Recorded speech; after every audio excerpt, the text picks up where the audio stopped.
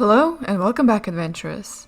Today we have an especially dreary place to explore, so be brave and let us step into the forests of Falkovnia.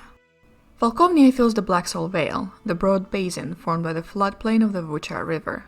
Gifted with the rich black soil that gives the region its name, Falkovnia contains rolling lowlands and fertile fields and vast lush forests. The wall of the Sleeping Beast Mountains spares Falkovnia from the frigid northwestern winds that plague Lamordia.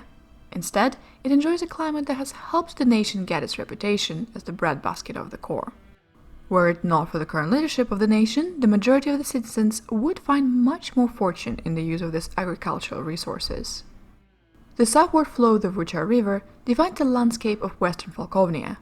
Once an essential trade conduit from the northern core, this broad waterways utility has diminished greatly since the Requiem. Today, Necropolis straddles the Vuchar River in the heart of Darkon, its deadly shroud blocking river traffic between eastern and western Darkon, gathering even more ill will between two neighbors. The northern part of Volconia is dominated by the Scythe's Crescent, the domain's prime agricultural region. Beginning just south of the Western Timori Road near Lekar, the waving golden fields of the Crescent extend toward Tilbervas and Eri. Here, Volconian peasants work the long fields of golden wheat and bountiful orchards, producing the exports throughout the core. Despite the clearing of wooded areas this cultivation requires, thick stands of Falkovnia's dark forests dot the region, providing a haven for wildlife. On the north stands the Duncan Hellsward, a dark extension of Darkon's Forest of Shadows. South of the Timori Road, the Scythe's Crescent gives way to the equally dark Seelywald and the ancient forest of Falkovnia's heart. Many native peasants tell tales of woodsmen who discovered enchanted groves and haunted ruins within its blackness. The Vigilia di Mortia forest, so named for its legendary Centuries of Death, rises to the east of Morfenzi and Eri. Here, the woods become sparser and soil grows increasingly rocky as the land approaches Balinox. The trees here suffer from a strange blight that creates the Centuries of Death. The afflicted trees lose their leaves and bark, with only a dead, dried white trunk left behind. Most Falkovnians believe that this Vigilia di Mortia, as they call these trees, are not actually blighted, but spontaneously combust with every death perpetuated in Vlad Draco's name. Beyond the Death Sentinel's forest lie the crumbling hills. The stony foothills are the remains of the Balinoch peaks ripped away from the eastern border during the Great Upheaval. Riddled with tunnels and caves, the crumbling hills are extremely unstable, ready to plunge into the Shadow Rift at any moment. This, however, does not stop Falkovnia's mining industry, as these hills are rich in mineral resources. In addition to Vuchar River, Falkovnia's freshwater resources include several breathtakingly beautiful lakes. The largest of these, Lake Kriegvogel, is justly famous for its icy, midnight blue waters and its supposed bottomless nature. The city of Silbervas overlooks Lake Kriegvogel, its fishing nets harvesting the crystal clear waters. In addition to the Vuchar and Musardi rivers, Falkovnia contains a number of other waterways. Near the Darkonian border runs the Drogak River. Once, this river poured through from the springs in the cold Gehenna's wastes, cutting a broad course along the Darkonian border. Now, it is but a shadow of its former self. Today, the Grashan River, a tributary of the Drogak, provides the majority of the river's westward flow. The point at which the Grashan meets the Drogak is known as Grashan Falls, and is a home to a small village of the similar name. According to Dr. van Richten, the field Elspeth entered the land of the mists here by possessing a young woman. Falkovnia's cities connect via an extensive and continuously maintained system of roads. Despite the domain's great natural beauty, the settlements lack any aesthetic sense. Falkovnia's buildings come in two simple varieties. The first, the style used for the common structures such as hoes and taverns, consists of squat, crumbled, blocky buildings of unfinished stone and wood, possessing thatched roofs and bearing marks of shoddy construction.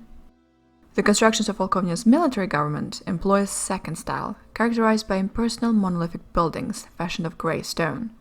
These monstrously ugly, wasteful hulks tower over the surrounding structures, augmenting the oppressive air of Falkovnian settlements. Falkovnia's cities are ill-kept and filled with garbage, built in a crumbed, haphazard fashion that inevitably leads to overcrowding, with unpaved streets long since turned into morasses of clinging mud. Falkovnia's cities are cesspits of squalor and urban blight that rival the worst excesses of Novavasan settlements. In addition, all Volconia settlements are fortified, be it stone walls or palisades of sharpened tree trunks. In the rural Falkovnia, explorers may find a variety of ruins left from an array of civilizations. The largest of these ruins are castles and keeps, built during the Age of Silver Kingdoms. The ruins, though, are difficult to pin down. Accounts state that the landscape seems to twist and skew when adventurers attempt to find their way back to a previously discovered site. Though the white stones of Silver Kingdoms faded long ago and the ravages of untold wars have gutted the structures, rumors persist among the peasantry, claiming that the treasures of old remain untouched in the dark heart of Falkovnia's wilds. Beside the Silver Kingdom ruins, a variety of entrances to the tombs and crypts harboring ancient dead litter rural Falkovnia. These inexplicable catacombs display a stunning variety based on cultures all around the core and beyond. Some crypts run deep enough to pose a danger to Volconian mines. Once before, Volconian miners have broken throughout the ancient mine tunnels of dwarven design during their excavations, disturbing angry spirits and strange aberrations. The dwarven slaves who work the mines alongside Volconian laborers call these tunnels the Hrakizam and view them with obsessive, morbid dread. According to the dwarven legend, it used to be an ancient prison constructed to house the abominations, unearthed as the dwarves dwelled deeper and deeper beneath the surface. Volconia is a home to a dense blanket of old-growth forests that support massive specimens from a wealth of species. A curious property of the domain's trees is the unusual black bark. Not only do all the trees share this dark hue, but saplings and typically light bark species exhibit this black coloration. Tangled undergrowth and choking creepers blanket Volconia's dense forest, yet is also the source of many herbs considered essential to a healer's craft. In addition to these essentials, a Volconia creeper known locally as Apfeldeus is a potent source of anesthetic medicine. Unfortunately, too many commoners know this property, and chew Apfeldeus leaves as an escape from the harsh reality of their lot. The forests of Volconia support a variety of wildlife that is now considered to be in danger. Initially reported in 751 Barovian calendar, a blight now affects a small but gradually growing number of animals. The disease is characterized by squirming cancerous growths that slowly overtake and replace the infected animal until all that remains is a massive, animal-shaped growth. The source of the disease is unknown, but my research indicates an unnatural cause. Volconia's wild places hide more fantastic beasts than mundane wildlife. Woodsmen and rangers have reported sightings of griffins and hippogriffs, animals frequently seen on the personal standards of Dracos General. Giant insects known as ankegs pose a common problem in the fields and orchards of the Scythe Crescent. The remains of the helpless adventurers mark the crumbling hills as home to basilisks, while wyverns are sometimes sighted in a flight near the lip of the Shadow Rift. It in itself is a breeding ground for all manner of fey creatures. A particularly effective coalition of lesser humanoid vermin further challenges Darkov. Called the spawn of the lizard, these beasts form a law unto themselves midway more fancy and airy. Led by a kobold of unusual size and intelligence called the Basilisk, the swarm employs guerrilla tactics against Drakov's hidebound soldiers and often goads goblins that plague the eastern Falkovnia into helping them.